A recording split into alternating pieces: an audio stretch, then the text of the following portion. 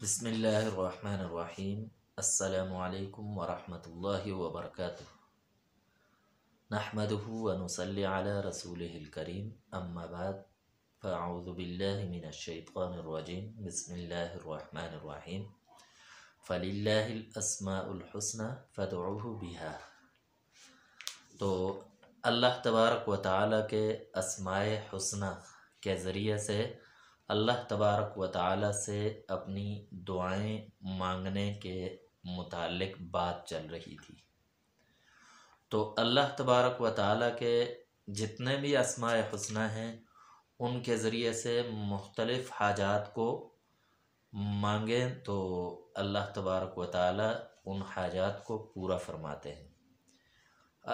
دراصل یہ ایک مانگنے کا طریقہ ہے جو اللہ تبارک و تعالیٰ نے بتا دیا ہے قرآن پاک میں کہ میرے اسماء حسنہ ہیں، ان کے ذریعے سے مجھ سے مانگو۔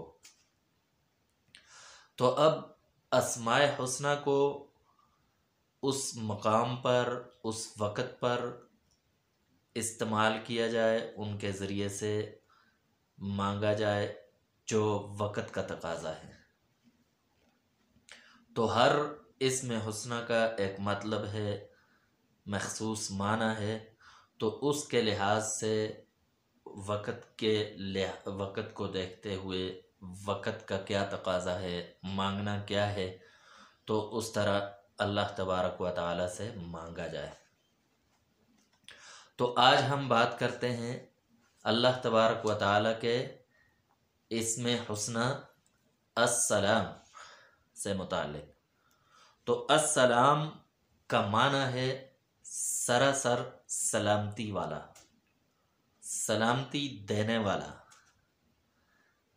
تو اس اسم حسنہ کی خصوصیت یہ ہے کہ اگر اس کو مریض کے سرانے بیٹھ کر تو 136 مرتبہ اس اسم حسنہ کو یا سلام کہہ کر اتنی سی بلند آواز ہو کہ مریض سن سکے، یعنی ایسی آواز بھی نہ ہو کہ جس سے لوگوں کو تکلیف ہو، مریض کو تکلیف ہو، بلکہ ہلکی سی اتنی سی آواز ہو کہ جو مریض آسانی سے سن سکے۔ تو اس طرح 136 مرتبہ اس کے سرہانے یہ آیات پڑھیں تو یہ آیات انشاءاللہ